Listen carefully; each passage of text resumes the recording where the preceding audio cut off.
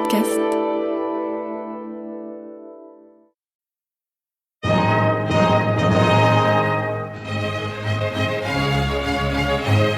Bon baiser de partout.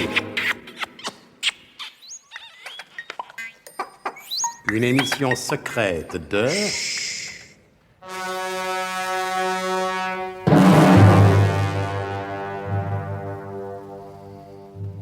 Donc, et tant pis pour ceux qui n'ont pas suivi attentivement les épisodes précédents, ça leur apprendra. Et voilà. Je ne me chargerai pas de résumer les explications météorologiques parfaitement cohérentes qui justifient avec une logique rigoureusement scientifique la tempête de neige à laquelle doit faire face le colonel Hubert de Guerlas et sa vaillante petite troupe sur l'emplacement de la base biglotronique secrète, c'est-à-dire en plein cœur de la forêt guyanaise. Et cette fois, je crois que j'ai vraiment tout dit. Ah non, pas tout à fait, il me semble. Comment ça, comment ? Vous oubliez simplement de signaler, et c'est très important, que nos amis seraient morts de froid dans leurs légers vêtements tropicaux, sans l'arrivée inopinée du marchand chinois Sosten Vorulé, qui leur a vendu, à fort bon prix, tout un stock de fourrure. Ah oui, je reconnais que vous avez raison. Que voulez-vous, c'est un métier où ça ne s'apprend pas en quelques semaines. Je sais bien, oui. je suis Et jeune. Sosten Vorulé, vous êtes doué, quoi. Je suis très jeune. Non, vous découragez pas. Oui. Et Sosten Vorulé est reparti aussi mystérieusement qu'il était venu. C'est-à-dire à bord de son traîneau tiré par 3 superbes chevaux chinois. Eh bien, voulez-vous que je vous dise une chose ? Si vous avez décidé d'en parler, personne ne serait capable de vous l'interdire. Eh bien, personnellement, je trouve que ça n'est pas ce qui y avait de plus logique dans cet épisode, pourtant d'une rigoureuse logique. Ah, vous vous êtes posé des questions. Oui, je l'avoue, Eh oui. bien, le colonel, lui aussi, s'est posé des questions. A-t-il été capable d'y répondre ? Quelque chose me dit que nous l'apprendrons plus tard, pas aujourd'hui en tous les cas. Sinon, il n'y aurait plus de feuilleton. Mais vous connaissez le colonel et son amour de la logique.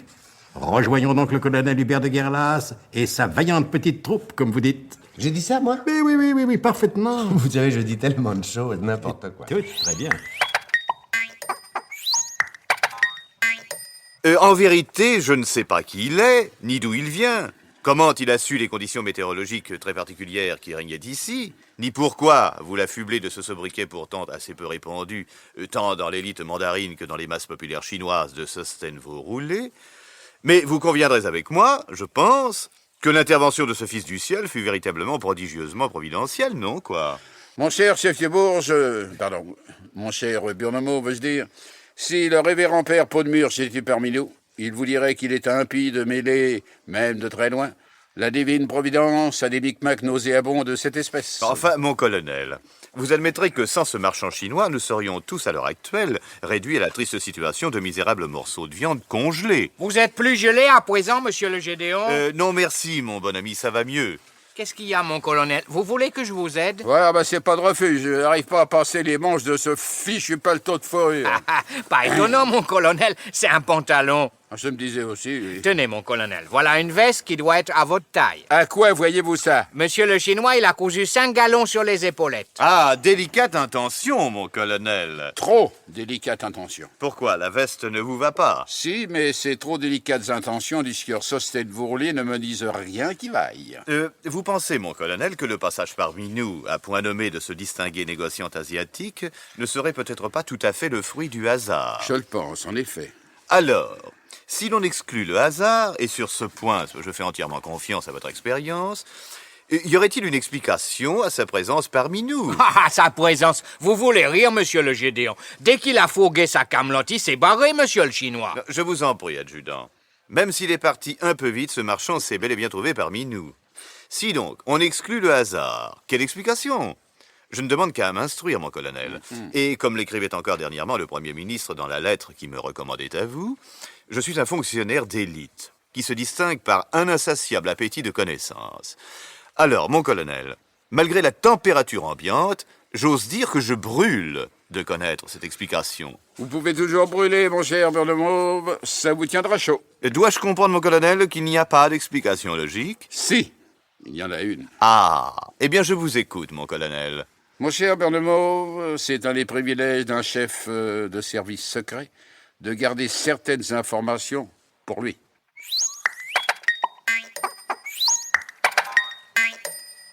Qu'est-ce que je vous disais? Je savais bien que le colonel ne répondrait pas.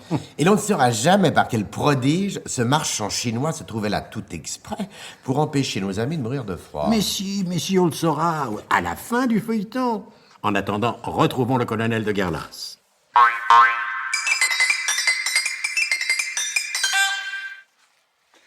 Bon, tout le monde est paré à présent? Une toute petite minute, s'il vous plaît, mon colonel. Voyez-vous cette veste? Elle est un peu trop cintrée. Ça ne se fait plus du tout. Et puis, il faudrait reprendre l'emmanchure. Oui, ben enfin, la manchure, j'en ai déjà vu d'autres. Ça ira très bien comme ça. Non, mais moi, ce que j'en disais, mon colonel, c'était pour vous. D'ailleurs, vous savez, s'il y avait une glace... Ah, de la glace, il y en a tant qu'on veut dehors. Non, un miroir, voulais-je dire. Oui, suffit. Albert Tenoulet, vous ne vous habillez pas? Mais mon colonel, j'avais déjà mes chausses-bottes, mon pardingue et mon cache-colle. Le cache-colle ne suffira pas. Allez, prenez France-Montagne. À vous en, mon colonel. Et maintenant, partons à la recherche de Nicolas Leroidec.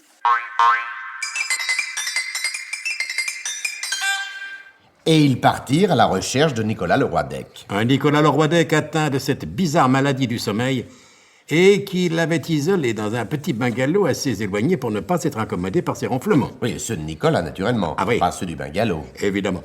Est-ce que vous avez déjà entendu un bungalow ronfler? Vous savez, ici, il faut s'attendre à tout.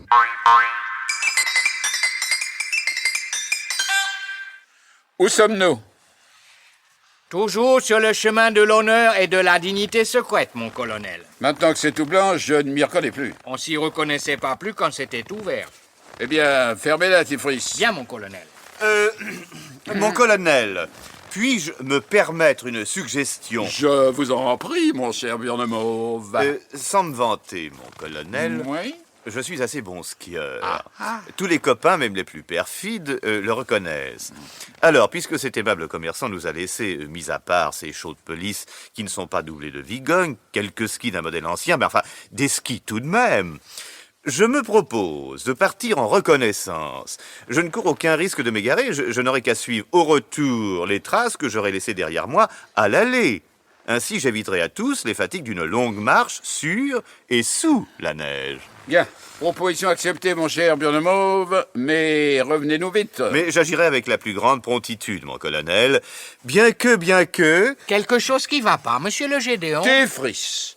Notre bon ami Burnemauve vous a déjà demandé plusieurs fois et fort poliment de ne pas l'appeler ainsi. C'est bon, mon colonel. J'essaierai de pas oublier de m'en souvenir. Mon cher Burnemauve, y aurait-il quelque chose qui contrarie vos projets? Mon colonel. La neige est poudreuse, mon colonel, et dans ces conditions, pas question de faire un chrono honorable.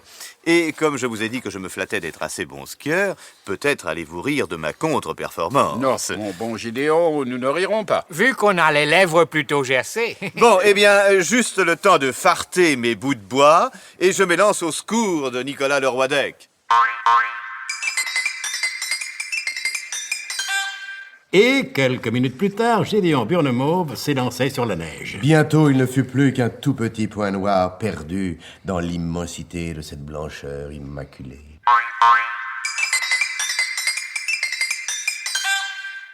Mais dites-moi, mon colonel, je pense à quelque chose. Allez-y, mon bon Tifris, je vous écoute.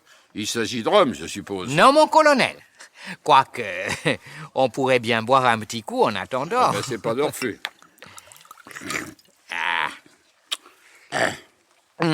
C'est pas le whisky qui vous réchaufferait comme ça, hein? Je ne sais pas, je n'ai pas de whisky pour comparer, mais... Vous vouliez dire quelque chose? Oui, mon colonel. Avec la neige qui continue à tomber, si le Gédéon y tarde trop, jamais plus il pourra retrouver son chemin, vu qu'en tombant, la neige, elle efface les traces. Ça a l'air de vous laisser froid, ce que je vous dis là, mon colonel. Ouais, je m'en fous complètement.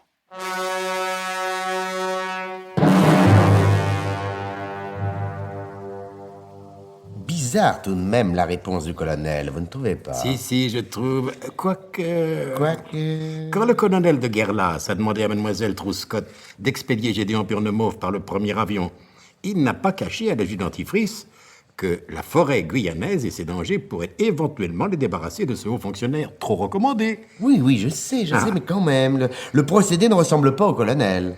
Il ferait plutôt penser au frère Faudère. Eh oui. Et pendant que se déroulent ces événements, que deviennent les frères Jules et Raphaël Fauderge, au fait? Gédéon Burnemauve retrouvera-t-il son chemin? Et retrouvera-t-on jamais le brave Nicolas Leroidec? Vous l'apprendrez peut-être au cours des prochains épisodes De notre grand feuilleton de suspense, d'aventure et de slalom spécial. Bon baiser de partout.